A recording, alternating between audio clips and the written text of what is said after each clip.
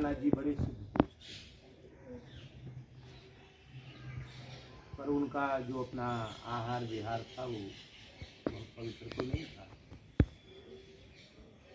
तंत्र मंत्र के बहुत विशेषज्ञ थे। और पृथ्वीराज महाराज की जो पत्नी थी बालाबाई, वो अनन्य श्री राम भक्त। तो उनके पतिदेव जो आमेर महाराज मान सिंह पृथ्वीराज महाराज थे, वो उनको आग्रह करते थे कि तुम हमारे गुरु महाराज का दर्शन करो, गुरु महाराज से दीक्षा लो, हमारे को दीक्षा हो चुकी है और आप जाओ, हमको तो नहीं जाना। और वो तारानाथ जी कहते थे कि नहीं, उसको लेके आओ तब हम महल में आएंगे, नहीं तो महल में नहीं आएंगे। तो अंत में राजा की हट, तो राजहट होती है, राजा ने हट कह रहे कैसे हमारे गुरु जी की दीक्षा नहीं लोगी, क्या है तुम, चलो। तो वो दुखी होकर के उन्होंने अपने गुरुदेव का स्मरण किया। श्री पहारी जी, हाँ, श्री कृष्णदास पहारी जी, वो अभी भी सशरीर विराजमान है। लगभग 700 वर्ष हो गए हैं और अभी भी उन्होंने देह का त्याग नहीं किया, देह में ही विराजमान है, जीवन मुक्त हैं और अमर हैं, अजर अमर हैं। लोगों को अनुभूतियाँ उनकी होती हैं कभी। जो गलता जी की स्थापना जिन्होंने, तो उनका स्मरण किया। तो गुरु जी तो परम सिद्ध पुरुष थे, वो स्मरण करते ही महल में ही प्रकट हुए। तो कहा कि तू रो क्यों रही है? और गुरु जी ऐसे ऐसे यहाँ तो वैष्णवता का तो इस क्षेत्र में कहीं नाम निशान नहीं है, खाली खटका टोना तंत्र मंत्र में ही लोग विश्वास करते हैं और आचार विचार आहार भी लोगों का शुद्ध नहीं है। अब मैं तो यहाँ फंस गई हूँ, मुझे मेरा उद्धार करो, ऐसा करो कि पूरा क्षेत्र वैष्णव हो जाए, भक्त हो जाए।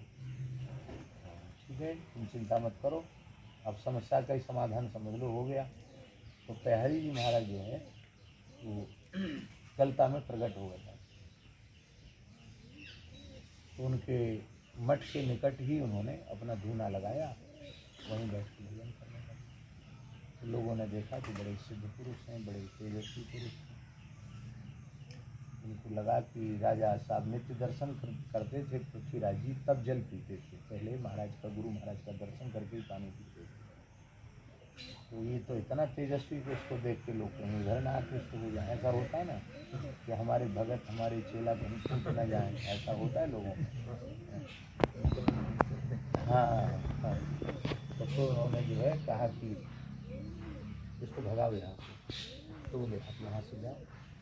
उन्होंने कहा भाई हमने मठ के भीतर तो आसन लगाया नहीं, हम तो पहाड़ पर हैं और ये तो भगवान का है, कहीं भी रहकर कोई साधन। बोले नहीं नहीं, यहाँ नहीं रह सकते, यहाँ से चले जाओ।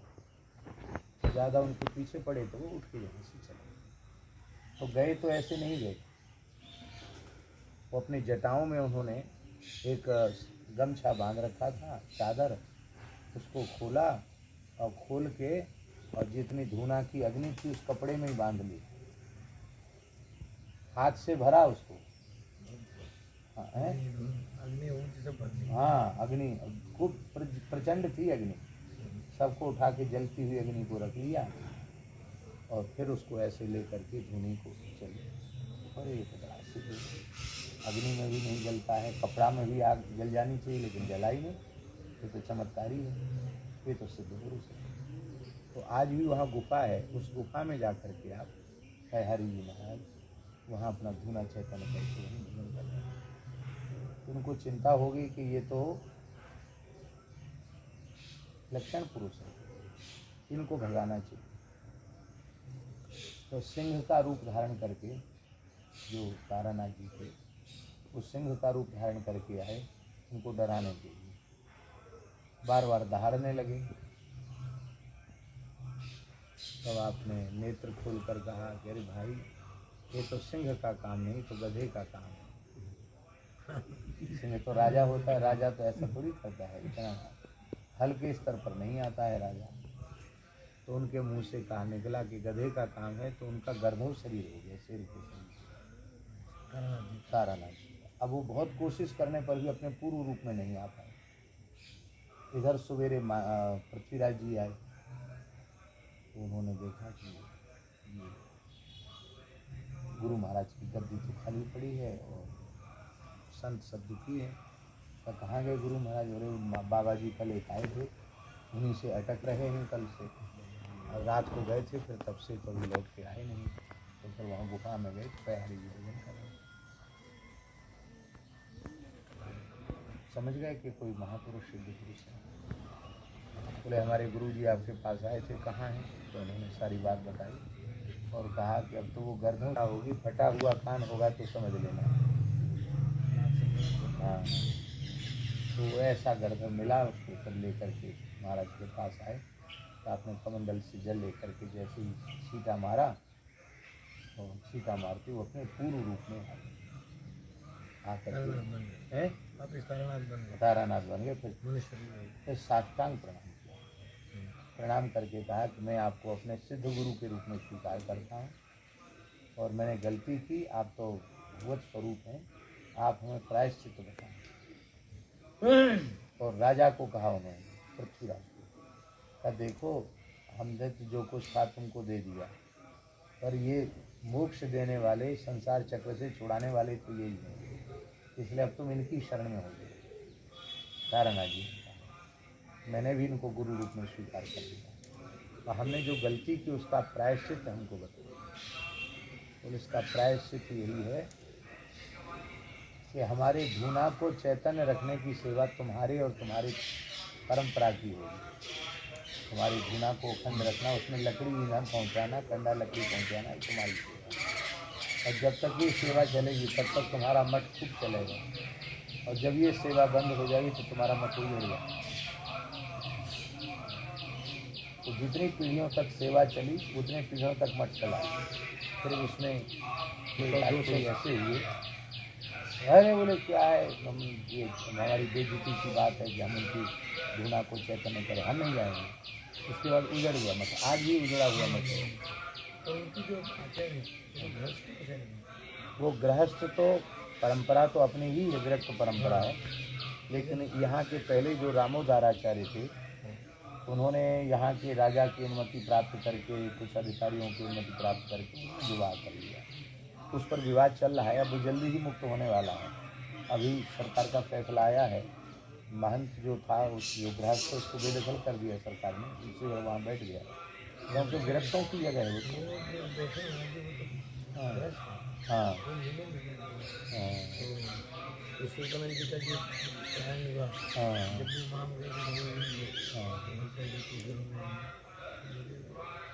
नहीं, वो तो उनका तो कोई अधिकारी नहीं है। हाँ, वो तो अलग हो गए। अब बस कोर्ट में प्रक्रिया चल रही है अपने ही अधिकारी। धूना तो अभी चल रहा है, अखंड है धूना वहाँ अखंड है, और स्थान तो बना ही हुआ है। तो वहीं श्री अग्रदेवाचार्य जी महाराज वहीं रहते, ये यहाँ जो तो श्री पहारी जी महाराज के प्रधान शिष्य श्री अग्रदेवाचार्य जी महाराज, वहीं नाभागी की दीक्षा हुई। और फिर बड़े गुरु भाई थे कील देवाचार्य जी महाराज, उनको वहाँ प्रतिष्ठित किया, और वहाँ से फिर वो अपने जानकी नाथ जी ठाकुर जी हैं, ये पहारी जी के शिव ठाकुर जी हैं। तो पहारी जी ने अपने शालिग्राम जी, नरसिंह भगवान, और ये जानकी नाथ जी अग्रदेवाचार्य जी को प्रदान की। वहाँ भी सेवा वही करते थे गुरु महाराज के ठाकुर जी, तो उनके माथे सेवा विराजमान कर दी, और वो अपने जानकी नाथ जी को लेके यहाँ आए। ये उस समय की बात है जब अकबर का शासन था, और आमेर नरेश महाराजा मान सिंह की कछवा, वे अकबर के सेनापति थे। तो अकबर से उनका करार हुआ था, माने समझौता हुआ था कि हम युद्ध करेंगे तुम्हारे लिए, तो जीत तो होगी तुम्हारी, और लूट का माल होगा हमारा। नहीं, मान सिंह जी का। हाँ, मान सिंह जी ने कहा, तो वो जितने ग्रंथ होते थे तो उनको वो लूट लेकर के यहाँ जयपुर में सुरक्षित कर देते, और मूर्तियाँ भगवान के विग्रह। तो इस प्रकार से उन्होंने सनातन धर्म को मान सिंह जी ने बचाया। मान सिंह जी महाराज के शिष्य थे अग्रदेवाचार्य। तो श्री स्वामी अग्रदेवाचार्य जी महाराज यहाँ वहाँ से गलता जी से चल के आए, तो यहाँ उनको ये पर्वत और ये जंगल सुरम्य वातावरण अच्छा लगा। पानी नहीं। हाँ, तो यहीं आकर ये वृक्ष उसी समय का है महाराज जी। हाँ, इस वृक्ष के नीचे आकर के वो विराजे। तो यहाँ महाराज जी माहेश्वरी जो होती है, महेश्वरी बनिया, तो महेश्वरी बनियाओं में जो कावरा हैं, तो कावराओं का मूल गांव यही है रेवासा। यहाँ पहले कावरा ही थे, कावरा थे, बंजारे थे और कचेरे थे, कांच का काम करने वाले। तो वो सब आए यहाँ, कुछ ब्राह्मणों के घर भी थे, कुछ क्षत्रियों के घर भी थे। तो यहाँ जब आचार्य चरण आकर यहाँ विराजे, तो सब ने, गांव वालों ने कहा कि तो हमारे सौभाग्य, क्यों अग्र स्वामी जी प्रसिद्ध पुरुष थे, कोई सामान्य पुरुष तो थे नहीं, सब जानते थे उनको ये कौन महापुरुष हैं। इसलिए आप यहाँ पधारे, ये तो बड़ी कृपा की बात है, लेकिन यहाँ तो बहुत कष्ट है, यहाँ पानी है ही नहीं, यहाँ जमीन में नमक पैदा होता है, तो पानी है भी तो बहुत गहराई में है, और नमक निकलता है तो पीने योग्य नहीं है। और हम लोग तो बहुत दूर से जल का प्रबंध करते हैं, और महात्माओं को जल का खर्च ज़्यादा होता है। तो आप कृपा करके यहाँ विराजो, अच्छी बात है, पर पानी का कष्ट दूर करो। तब आपने अपने चिमटा लिया और यहाँ गड़ाया, गड़ाते ही गंगा जी की धार प्रकट हुई। हाँ, यही उन्हीं के आचार्य हैं, ये पूरा। हाँ, और फिर यहाँ उस इस क्षेत्र में पानी अच्छा हो गया, नहीं तो शेखावाटी क्षेत्र में पानी की बड़ी किल्लत है।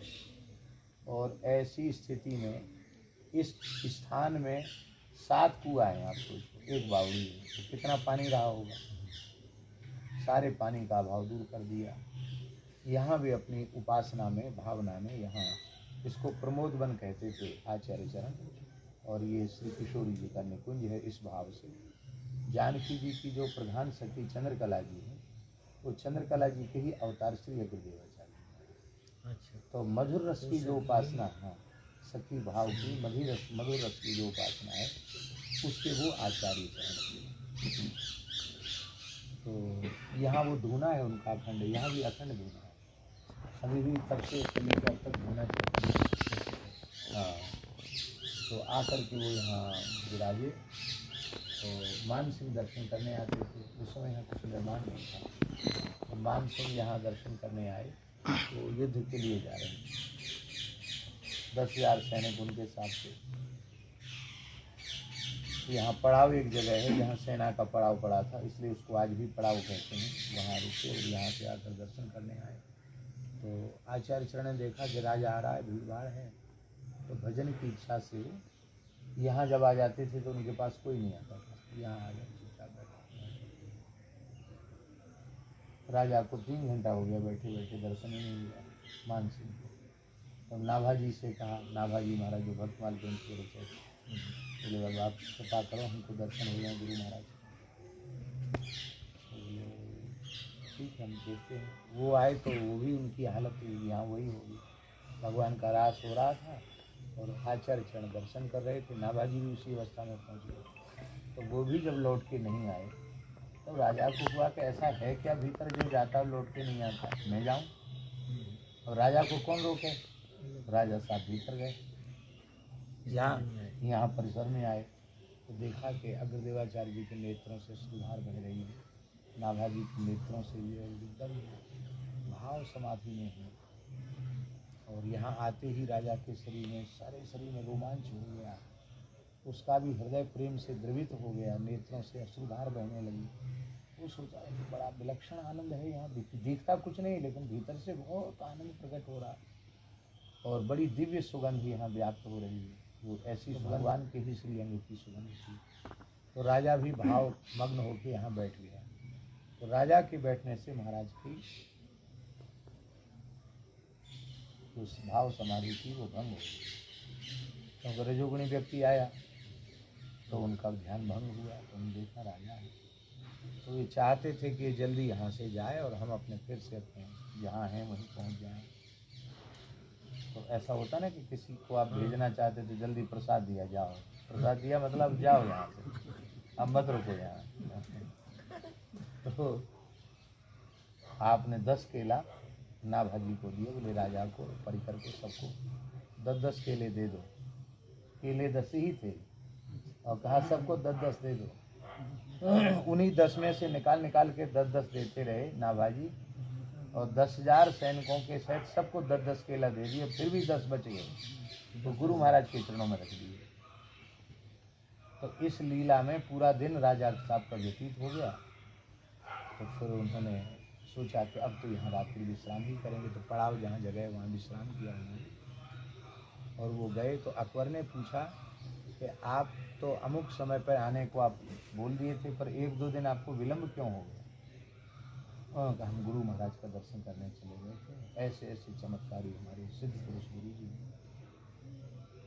तो अकबर ने कहा कि हम भी दर्शन करने आए। अकबर यहाँ दर्शन करने आया। ये इतिहास, लिखित इतिहास है। अकबर यहाँ दर्शन करने आया तो यही जगह थी। यहीं बैठकर भोर का समय था, श्री अग्रदेवाचार्य जी दातुन कर रहे थे, प्रभात ही कर रहे थे। तो उसे विश्वास नहीं हुआ कि इतने बड़े महापुरुष ऐसे जंगल में और ऐसे सामान्य तरीके से एक लंगोटी लगा के बैठे हैं। उसको विश्वास नहीं हुआ, लेकिन वो परिचय प्राप्त किया कि यही अग्रदेवाचार्य जी, तो बड़ा आश्चर्यचकित हुआ। तो अपने साथ एक मुस्लिम फ़कीर को लाया था। वो अजमेर शरीफ जा रहा था, यहीं से अजमेर शरीफ गया अकबर, यहाँ होते हुए गया। तो उसने अग्रदेवाचार्य जी को सिद्धि दिखाने के हिसाब से अपने फ़कीर को इशारा किया। तो उस फ़कीर ने इसी कुएं पर चादर बिछा दी और उसके 4 कोनों पर 4 सुपारी रख दी।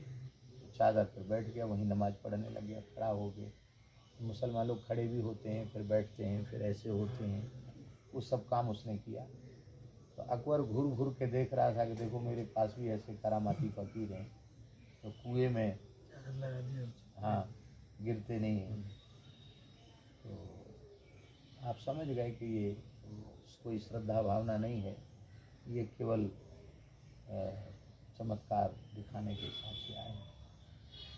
तब आप यहाँ तो विराजे तो थे, तमाशा सब देख रहे थे। बोले हो गया तुम्हारा तमाशा। तब आपने सिद्धि का प्रदर्शन किया अपने कमंडल से। आचार्य चरण अग्रदेवाचार्य, हाँ, उन्होंने कहा कमंडल से बच्चा हमको स्नान करा। तो कमंडल जा करके जल भर भर के उनको स्नान कराने लगा। कमंडल, हाँ जी, बोले स्नान करा हमको। तो कमंडल भर भर के उनको स्नान कराने लग गया। फिर उन्होंने अपने अचला लंगोटी का स्मरण किया, तो अचला लंगोटी भी चल के उनके पास आ गए। आपने वस्त्र धारण किए, वस्त्र धारण करके उनका जो मृग चर्म था उसको ऐसे उछाल दिया आकाश में, तो 200-250 हाथ ऊपर चला गया। आप वहाँ बैठ गए उसके ऊपर, वहीं बैठ, हाँ आचार्य चरण बैठ करके वहीं तिलक स्वरूप नित्य नियम किया। और वहीं उन्होंने स्वाहा स्वाहा शुरू कर दिया, वहीं अग्नि प्रकट हो गई। तो अंतरिक्ष में आग के लिए तो आधार चाहिए ना, और ईंधन भी चाहिए। न तो ईंधन है और ना आधार है, और वहाँ अग्नि प्रकट हो गई। वहीं उन्होंने हवन किया।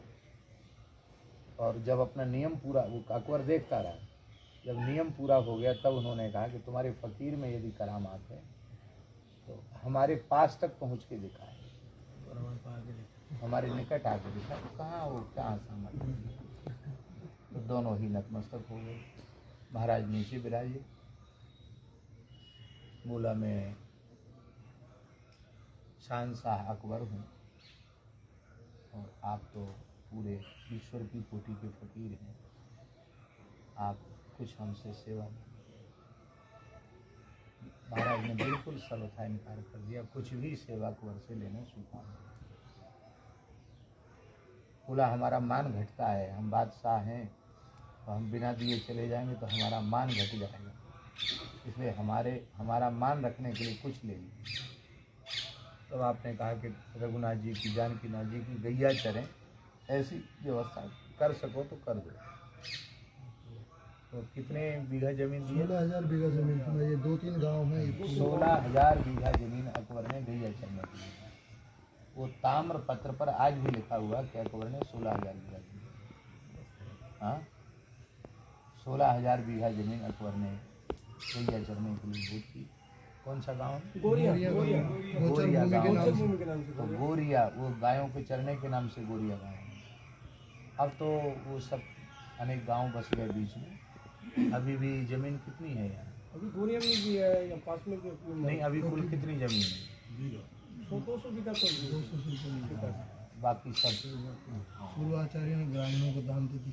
दान भी तो हुए ना, पूर्वाचार्यों ने गाँव को लोग गाँव को देते थे। ब्राह्मणों को सबको जो जहाँ बसा जितना जो लिया जितने मंदिर है अपने मठ मंदिर भी बन गए ना, वहाँ ब्राह्मणों को बसा दिया। वहाँ जो ब्राह्मणों को महाराजा बसा दिया, उन्हीं को दे दिया, भूमि भी दे दिया, ठाकुर जी की सेवा की, इस तरह से। तो फिर आचार्य चरण यहाँ महाराज जी विराजे। तो यहाँ संत दादू दयाल जी भी दर्शन कर गए।